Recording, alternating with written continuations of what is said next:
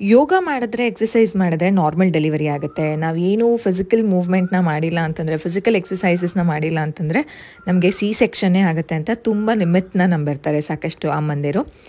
ಯೋಗ pregnancy ಟೈಮಲ್ಲಿ ಮಾಡೋದ್ರಿಂದ ಏನೆಲ್ಲ ಬೆನಿಫಿಟ್ಸ್ ಇದೆ, ಯಾಕೆ ನಾವು ಯೋಗ ಮಾಡಬೇಕಾಗತ್ತೆ, ಆ್ಯಂಡ್ ಈ ರೀತಿ ಯೋಗ ಮಾಡೋದ್ರಿಂದ ನಮ್ಮ ಬಾಡಿ ಮೇಲೆ ಯಾವ ರೀತಿ ಎಫೆಕ್ಟ್ ಆಗುತ್ತೆ, ಆ್ಯಂಡ್ ಯಾವ ಒಂದು ಯೋಗ ಪೋಸಸ್ನ ನಾವು ಮಾಡಬೇಕಾಗತ್ತೆ, ಆ್ಯಂಡ್ ಯಾವಾಗ ಮಾಡಬೇಕು, ಫಸ್ಟ್ ಟ್ರೈಮಿಸ್ಟರಾ, ಸೆಕೆಂಡ್ ಟ್ರೈಮಿಸ್ಟರಾ ಅಥವಾ ಥರ್ಡ್ ಟ್ರೈಮಿಸ್ಟರಾ, ಆ್ಯಂಡ್ ದಿನಕ್ಕೆ ಎಷ್ಟೊತ್ತು ಮಾಡಬೇಕು, ಈ ಎಲ್ಲ ಡೀಟೇಲ್ಸ್ನ ನಾನು ಇವತ್ತಿನ ನನ್ನ ವೀಡಿಯೋದಲ್ಲಿ ನಾನು ಶೇರ್ ಮಾಡ್ಕೊಳ್ತಿದ್ದೀನಿ.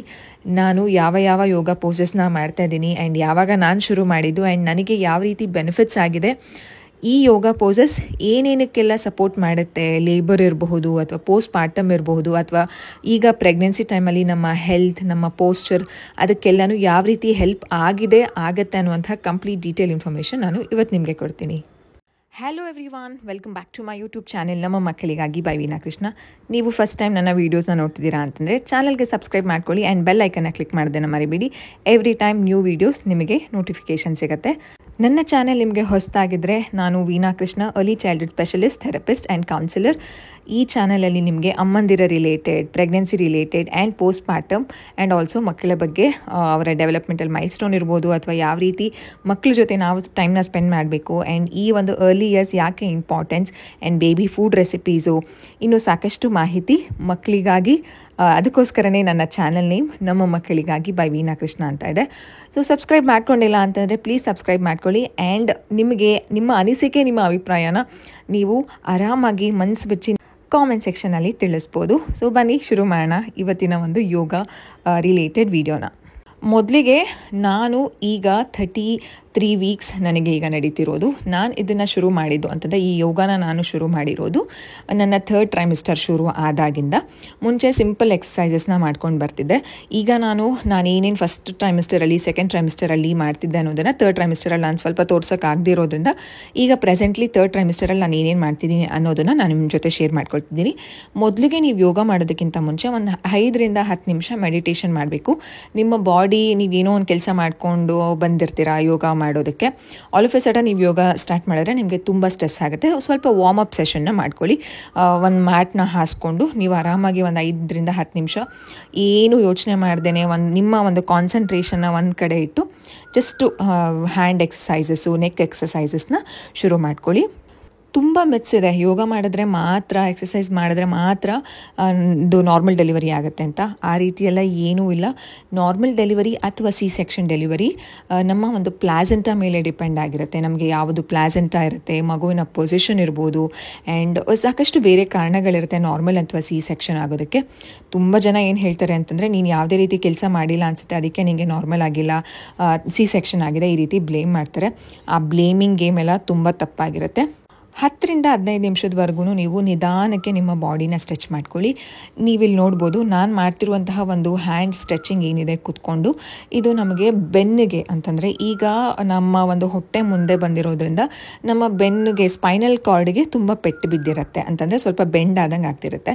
ಈ ರೀತಿ ನೀವು ಸ್ಟ್ರೆಚಸ್ ಮಾಡೋದ್ರಿಂದ ನಿಮಗೆ ಮುಂದಕ್ಕೆ ಅಂತಂದರೆ ಆಫ್ಟರ್ ಡೆಲಿವರಿ ನಮಗೆ ಪೋಸ್ಚರ್ ಸರಿ ಇಲ್ಲದೆ ಇರೋದ್ರಿಂದ ಬ್ಯಾಕ್ ಪೇಯ್ನ್ ಎಲ್ಲ ಬರುತ್ತಲ್ಲ, ಸೊ ಅದೆಲ್ಲ ಈಗಲಿಂದನೇ ನಾವು ನಮ್ಮ ಬಾಡಿನ ನಾವು ಫಿಟ್ ಮಾಡ್ಕೊಳ್ತಾ ಹೋಗ್ತೀವಿ. ಸೊ ಪ್ರೆಗ್ನೆನ್ಸಿ ಟೈಮಲ್ಲಿ ನಮ್ಮ ಬೆಲ್ಲಿ ಮುಂದೆ ಬರ್ತಾ ಇರೋದ್ರಿಂದ ಬೇರೆ ಆರ್ಗನ್ಸ್ಗೂ ಸಹ ತೊಂದರೆ ಆಗ್ತಾ ಇರುತ್ತೆ. ಕಂಪ್ಲೀಟ್ ಹಿಂದೆಗಡೆ ಅಂತಂದರೆ ಬೆನ್ನಿಗೆ ನಾವು ಸರಿಯಾಗಿ ಒಂದೊಂದ್ಸಲ ಕೂತ್ಕೊಳ್ಳಲ್ಲ, ಸರಿಯಾಗಿ ಮಲ್ಕೊಳ್ಳಲ್ಲ. ಸೊ ಇದರಿಂದನೂ ಸಹ ಬ್ಯಾಕ್ ಪೇಯ್ನ್ ಈಗಲೇ ಶುರು ಆಗಿರುತ್ತೆ. ಆಮೇಲೆ ಕ್ರ್ಯಾಂಪಿಂಗ್ ಎಲ್ಲ ಶುರು ಆಗಿರುತ್ತೆ. ಈ ರೀತಿ ಬಾಡಿ ಸ್ಟ್ರೆಚಸ್ಸಿಂದ ಅದೆಲ್ಲನೂ ಕಡಿಮೆ ಆಗುತ್ತೆ. ನೆಕ್ಸ್ಟ್ ನಾನು ಮಾಡ್ತಿರುವಂತಹ ಒಂದು ಎಕ್ಸಸೈಸ್ ಯಾವ ರೀತಿ ಅಂತಂದರೆ, ಈ ರೀತಿ ಕುತ್ಕೊಂಡು ನಮ್ಮ ಒಂದು ಮಂಡಿ ಕಾಲ ಮೇಲೆ ಕುತ್ಕೊಂಡು ನಾವು ಕತ್ತನ್ನ ಮೇಲ್ಗಡೆ ಆ ಕಡೆ ಈ ಕಡೆ ಎಲ್ಲ ಇದು ಮಾಡಬೇಕಾಗುತ್ತೆ. ಥರ್ಡ್ ಟ್ರೈಮಿಸ್ಟರ್ ಅಲ್ವಾ ನನಗೂ, ಸೊ ಸ್ವಲ್ಪ ಅವಾಗವಾಗ ಸುಸ್ತಾಗ್ತಾ ಇರುತ್ತೆ. ಸೊ ನಮ್ಮ ರೆಸ್ಟ್, ನನಗೆ ಬೇಕಾಗಿರುವಂತಹ ರೆಸ್ಟ್ನ ತೊಗೊಂಡು ಆ ಒಂದು ಟೈಮ್ ಪೇಸಲ್ಲಿ ಮಾಡಬೇಕಾಗತ್ತೆ. ಯಾವುದೇ ರೀತಿ ಹರಿ ಇಲ್ಲ. ಯಾವ ಟೈಮ್ ಬೆಸ್ಟ್ ಅಂತಂದರೆ, ನೀವು ಅರ್ಲಿ ಮಾರ್ನಿಂಗು ಮಾಡ್ಬೋದು ಅಥವಾ ಈವ್ನಿಂಗ್ ಟೈಮ್ ಮಾಡ್ಬೋದು. ತುಂಬ ರಿಲೀಫ್ ನೀಡುತ್ತೆ. ನನಗೆ ಸಾಕಷ್ಟು ಒಂದು ಇದರಲ್ಲಿ ಹೆಲ್ಪ್ ಆಗಿದೆ. ನನ್ನ ಗರ್ಭ ಸಂಸ್ಕಾರದಲ್ಲೂ ಯೋಗ ತುಂಬ ಒಂದು ಪಾತ್ರನ ವಹಿಸಿದೆ. ಸೊ ಈ ರೀತಿ ಬಾಡಿನ ಆ ಕಡೆ ಈ ಕಡೆ ಸ್ಟ್ರೆಚ್ ಮಾಡೋದ್ರಿಂದ ನಿಮ್ಮ ಪೆಲ್ವಿಕ್ ರೀಜನ್ ಅಂತ ಏನು ಹೇಳ್ತೀವಿ ಅದಕ್ಕೆ ತುಂಬ ಸ್ಟ್ರೆಂತ್ ನೀಡುತ್ತೆ. ಯಾಕೆ ಯೋಗ ಮಾಡಬೇಕು ಪ್ರೆಗ್ನೆಂಟ್ ಲೇಡೀಸ್ಗಳು? ಪ್ರತಿಯೊಬ್ಬರೂ ಮಾಡಬೇಕಾಗುತ್ತೆ. ನಾವು ಸಿಂಪಲ್ ವಾಕಿಂಗ್ ಮಾತ್ರ ಮಾಡ್ತೀವಿ. ಪ್ರೆಗ್ನೆನ್ಸಿ ಅಂತಂದರೆ ವಾಕಿಂಗ್ ಆಬ್ವಿಯಸ್ಲಿ ಮಾಡ್ತೀವಿ ಒಂದು 3rd ಟ್ರೈಮಿಸ್ಟರಲ್ಲಿ. ಆದರೆ ಈ ರೀತಿ ಸಿಂಪಲ್ ಎಕ್ಸಸೈಸಸ್ನ ನಾವು ಮಾಡಲ್ಲ. ಬೇರೆ ಕೆಲಸಗಳಂತೆ ಮಗು ಇರುತ್ತೆ ಅಥವಾ ಬೇರೆ ಕೆಲಸಕ್ಕೆ ಹೋಗೋರು ಮಾಡೋಕ್ಕಾಗಲ್ಲ. ಬಟ್ ಈ ರೀತಿ ಸಿಂಪಲ್ ಎಕ್ಸಸೈಸ್ ಮಾಡೋದ್ರಿಂದ ನಿಮ್ಮ ಬಾಡಿನ ನೀವು ಡೆಲಿವರಿ ಟೈಮ್ಗೆ ರೆಡಿ ಮಾಡ್ತಿದ್ದೀರಾ ಅಂತ. It is not about C section ಅಥವಾ ನಾರ್ಮಲ್ ಡೆಲಿವರಿ. ಆ ರೀತಿಯಲ್ಲ. ಸಿ ಸೆಕ್ಷನ್ ಆದರೂ ನಿಮ್ಮ body obviously go through some point of changes. Normal delivery ಆದರೂ ಸಮ್ ಪಾಯಿಂಟ್ ಆಫ್ ಚೇಂಜಸ್ ಆಗೇ ಆಗುತ್ತೆ. ಯೋಗ ಮಾಡೋದ್ರಿಂದ ನಿಮ್ಮ ಬಾಡಿನ ಲೇಬರ್ಗೆ ಇದು ರೆಡಿ ಮಾಡುತ್ತೆ. ಸೊ ಈ ರೀತಿ ಇದನ್ನು ಕ್ಯಾಟ್ ಆ್ಯಂಡ್ ಕೌ ಪೋಸ್ ಅಂತ ಹೇಳ್ತಾರೆ. ಸೊ ಈ ರೀತಿ ನೀವು ಬೆಂಡ್ ಮಾಡಿ ನಿಮ್ಮ ಬಾಡಿನ ಕತ್ತನ್ನು ಸ್ಟ್ರೇಟಾಗಿಡಬೇಕಾಗುತ್ತೆ. ಆವಾಗ ನಿಮ್ಮ ಹೊಟ್ಟೆಗೆ ಅಂತ ಏನಿರುತ್ತೆ ಬೆಲ್ಲಿಗೆ ಇದು ತುಂಬ ಚೆನ್ನಾಗಿ ಸಪೋರ್ಟ್ ನೀಡುತ್ತೆ. ಆ್ಯಂಡ್ ನಿಮ್ಮ ಬೆನ್ನು ಬ್ಯಾಕ್ ಸೈಡ್ ಇರುತ್ತಲ್ಲ, ಸೊ ಅದಕ್ಕೂ ಸಹ ನಿಮ್ಮ ಬೆನ್ನಿನ ಮೂಳೆಗೆ ತುಂಬ ಚೆನ್ನಾಗಿ ಶಕ್ತಿ ನೀಡುತ್ತೆ. ಪ್ರತಿಯೊಂದು ಎಕ್ಸಸೈಸಸ್ ಆದಮೇಲೂ ನೀವು ಒಂದು 2 ರಿಂದ 3 ನಿಮಿಷ 5 ನಿಮಿಷ ರೆಸ್ಟ್ ತೊಗೊಂಡು ಮಾಡಿ. ಯಾವುದೇ ರೀತಿ ಅರ್ಜೆನ್ಸಿ ಇಲ್ಲ ಯಾವ ಎಕ್ಸಸೈಸಸ್ಗೂ. Next exercises standing and sitting ಅಂತ ಹೇಳ್ತೀವಿ. ಯಾರಾದರೂ ನಿಮಗೆ ಸಪೋರ್ಟ್ ಇದ್ದರೆ ಅವ್ರ ಕೈ ಇಟ್ಕೊಂಡು ಕೂತ್ಕೊಳ್ಳೋದು ಎದೊಳೋದು ಮಾಡ್ಬೋದು. ಯಾರೂ ಇಲ್ಲ ನಾನು ಒಬ್ಬಳೇ ಮಾಡಬೇಕು ಅಂತಂದರೆ ಈ ರೀತಿ ಒಂದು ಯಾವುದಾದ್ರೂ ಒಂದು ಸಪೋರ್ಟ್ನ ತೊಗೊಂಡು ನಿಧಾನವಾಗಿ ಕೂತ್ಕೊಂಡು ನಿಧಾನವಾಗಿ ಎದ್ದು ಹೇಳಬೇಕಾಗತ್ತೆ. ಇದರಿಂದನೂ ಸಹ ನಿಮ್ಮ ಒಂದು ಗರ್ಭಕೋಶಕ್ಕೆ ಪೆಲ್ವಿಕ್ ರೀಜನ್ಗೆ ತುಂಬ ಚೆನ್ನಾಗಿ ಸಪೋರ್ಟ್ ಸಿಗುತ್ತೆ. ಆ್ಯಂಡ್ ದಯವಿಟ್ಟು ಎದ್ದು ಹೇಳುವಾಗ ತುಂಬ ನಿಧಾನವಾಗಿ ಎದ್ದು ಹೇಳಬೇಕಾಗತ್ತೆ. ಇದನ್ನು ಡಕ್ ವಾಕ್ ಅಂತ ಹೇಳ್ತಾರೆ. ತುಂಬ ಕೇರ್ಫುಲ್ಲಾಗಿ ಮಾಡಬೇಕಾಗತ್ತೆ. ಈ ರೀತಿ ಮಾಡೋದ್ರಿಂದ ನಮ್ಮ ಪೆಲ್ವಿಕ್ ರೀಜನ್ಗೆ ತುಂಬ ಪ್ರೆಷರ್ ಬೀಳ್ತಾ ಇರುತ್ತೆ. ಅರ್ಜೆನ್ಸಿ ಎಲ್ಲ ಏನೂ ಇಲ್ಲ. ನಮ್ಮ ಕಂಫರ್ಟ್ನ ನೋಡಿಕೊಂಡು ಬ್ಯಾಲೆನ್ಸ್ ಮುಖಾಂತರ ನಾವು ಇದನ್ನು ಮಾಡಬೇಕಾಗತ್ತೆ. ತುಂಬ ಒಳ್ಳೆಯದು. ಇದರಿಂದ ಪೆಲ್ವಿಕ್ ರೀಜನ್ಗೆ ತುಂಬ ಚೆನ್ನಾಗಿ ಸಪೋರ್ಟ್ ನೀಡುತ್ತೆ. ಕೆಲವರು ಹೇಳ್ತಾರೆ ಈ ರೀತಿ ಎಕ್ಸಸೈಸಸ್ ಮಾಡೋದ್ರಿಂದ ಮಗು ಬ್ರೀಚ್ ಪ್ರೆಸೆಂಟೇಷನ್ ಇದ್ದರೆ ಅಂತಂದರೆ ಮಗು ಇನ್ನೂ ಹೆಡ್ ಫಿಕ್ಸ್ ಆಗಿಲ್ಲ ಅಂತಂದರೆ ಅದು ಸಹ ಆಗುತ್ತೆ ಅಂತ. ನೆಕ್ಸ್ಟ್ ಇದು ಬಟರ್ಫ್ಲೈ ಎಕ್ಸಸೈಸಸ್. ತುಂಬ ಒಳ್ಳೆಯದು. ಬಟರ್ಫ್ಲೈ ಎಕ್ಸಸೈಸ್ ಅಂತಂದರೆ ನಮ್ಮ 2 ಕಾಲುಗಳನ್ನ ನಾವು ಈ ರೀತಿ ಇಟ್ಕೊಂಡು ಬಟರ್ಫ್ಲೈ ಥರ ಇದು ಮಾಡೋದು. ಇದು ಸಹ ಒಳ್ಳೆಯದು. ನಮ್ಮ ಒಂದು ಕಂಪ್ಲೀಟ್ ಪೆಲ್ವಿಕ್ ರೀಜನ್ಗೆ ಏನಂತ ಹೇಳ್ತೀವಿ ಅದಕ್ಕೆ ಸಪೋರ್ಟ್ ನೀಡುತ್ತೆ. ಆ್ಯಂಡ್ ನೆಕ್ಸ್ಟು ನಾನು ಯಾವ ರೀತಿ ಎಕ್ಸಸೈಸಸ್ನ ಪ್ಲ್ಯಾನ್ ಮಾಡ್ಕೊಳ್ತೀನಿ ಅಂತಂದರೆ ಸ್ವಲ್ಪ ಸಿಟ್ಟಿಂಗು ಸ್ವಲ್ಪ ಸ್ಟ್ಯಾಂಡಿಂಗು ಒಂದೇ ಸಲ ಒಂದೇ ರೀತಿ ನಾವು ಸ್ಟ್ರೆಚಸ್ ಮಾಡ್ಕೊಂಡ್ಬಿಟ್ರೆ ಎದೊಳಕ್ಕಾಗಲ್ಲ, ಕೂತ್ಕೊಳ್ಳೋಕ್ಕಾಗಲ್ಲ, ತುಂಬ ಸುಸ್ತಾಗುತ್ತೆ. ಸೊ ಸ್ವಲ್ಪ ಪ್ರೆಷರ್ ಇರುವಂತಹ ಅಥವಾ ಸ್ವಲ್ಪ ಜಾಸ್ತಿ ಮೂವ್ಮೆಂಟ್ ಇರುವಂತಹ ಒಂದು ಎಕ್ಸಸೈಸಸ್ನ ಇಟ್ಕೊಂಡು ನೆಕ್ಸ್ಟ್ ಸಿಂಪಲ್ಲಾಗಿ ನಾನು ತೊಗೊಳ್ತೀನಿ. ನೆಕ್ಸ್ಟು ಈ ರೀತಿ ಸ್ಟ್ಯಾಂಡಿಂಗ್ ಆ್ಯಂಡ್ ಸ್ವಲ್ಪ ನೀನ ಬೆಂಡ್ ಮಾಡಿ ಈ ರೀತಿ ಕೂತ್ಕೊಳ್ಳೋದು. ಇದರಿಂದ ನಿಮ್ಮ ಪೆಲ್ವಿಕ್ ರೀಜನ್ ಆ್ಯಂಡ್ ನಿಮ್ಮ ಹ್ಯಾಂಡ್ ಮತ್ತು ಕಾಲ್ಗೆ ಏನಂತ ಹೇಳ್ತೀವಿ ಬೆನ್ನಿಗೆ ಕಂಪ್ಲೀಟಾಗಿ ನಿಮಗೆ ಸಪೋರ್ಟ್ ನೀಡುತ್ತೆ.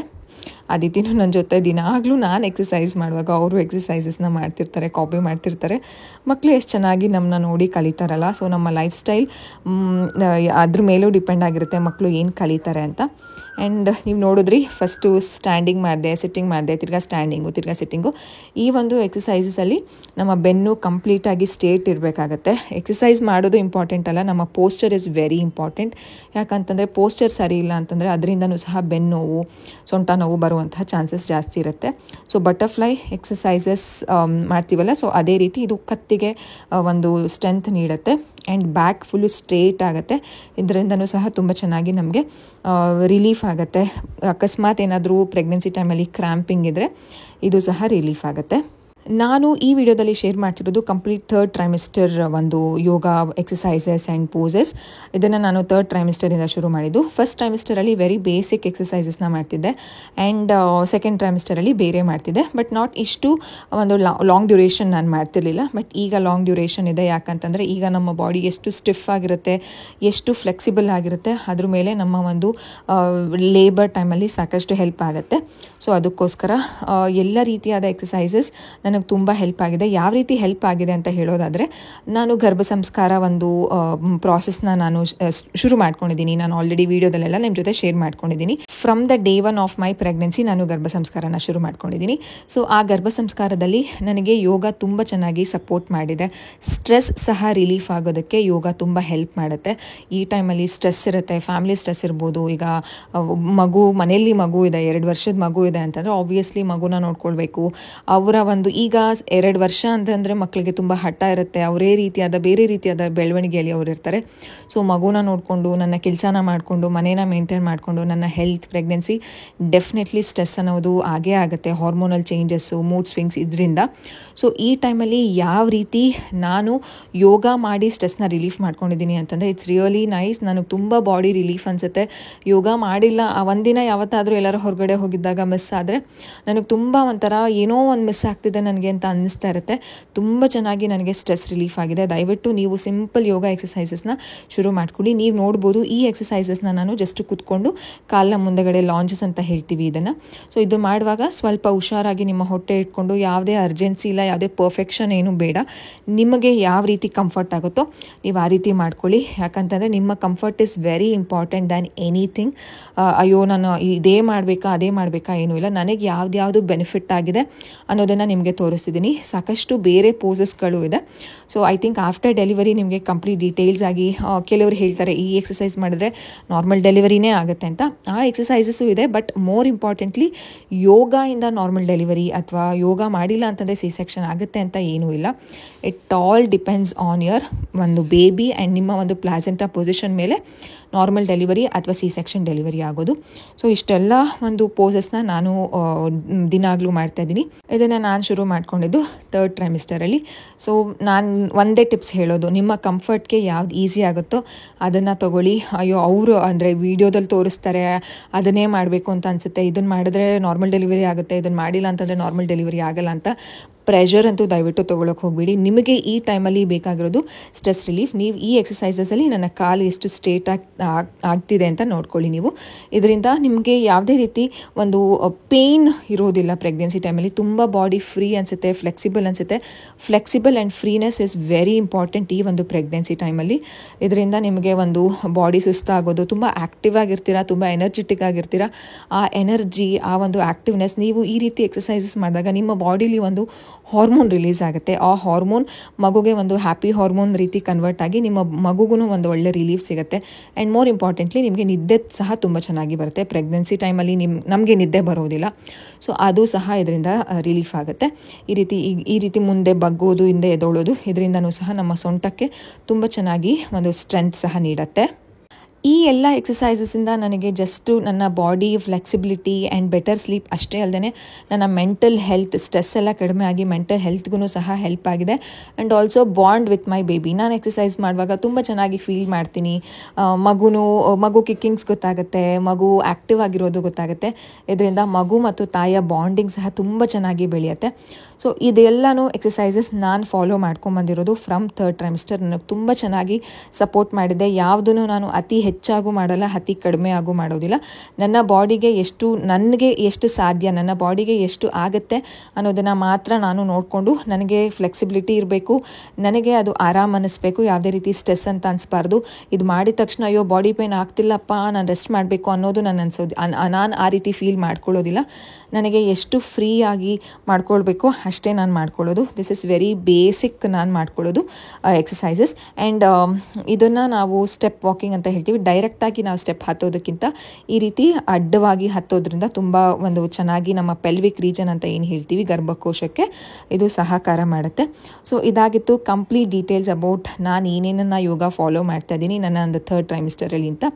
ಆಫ್ಟರ್ ಡೆಲಿವರಿ 1st ಟ್ರೈಮಿಸ್ಟರಲ್ಲಿ, 2nd ಟ್ರೈಮಿಸ್ಟರಲ್ಲಿ ಅದು ಸ್ವಲ್ಪ ಡಿಫ್ರೆಂಟ್ ಸ್ಟ್ರೆಚಸ್ ಇರುತ್ತೆ. ಈಗ ನನಗೆ ಅದನ್ನು ಮಾಡೋದಕ್ಕಾಗೋದಿಲ್ಲ. ಮುಂದೆ if you want to see ಆ ಒಂದು ಎಲ್ಲ ಒಂದು ಯೋಗ ಎಕ್ಸಸೈಸಸ್ನ ನಾನು ಯಾವುದ್ಯಾವುದನ್ನು ಮಾಡ್ತಿದ್ದೆ ಅಂತ ನಿಮಗೆ ನೋಡೋದಕ್ಕೆ ಇಷ್ಟ ಇದ್ದರೆ ಪ್ಲೀಸ್ ಕಾಮೆಂಟ್ ಸೆಕ್ಷನಲ್ಲಿ ತಿಳಿಸಿ. ಆಫ್ಟರ್ ಡೆಲಿವರಿ ನಾನು ಒಂದು ಸ್ವಲ್ಪ ರಿಕವರ್ ಆದಮೇಲೆ ಖಂಡಿತವಾಗ್ಲೂ ನಿಮಗೆ ಶೇರ್ ಮಾಡ್ತೀನಿ. ಸೊ ನೆಕ್ಸ್ಟ್ ವೀಡಿಯೋದಲ್ಲಿ ಸಿಗ್ತೀನಿ. Thanks for watching. ಬಾಯ್.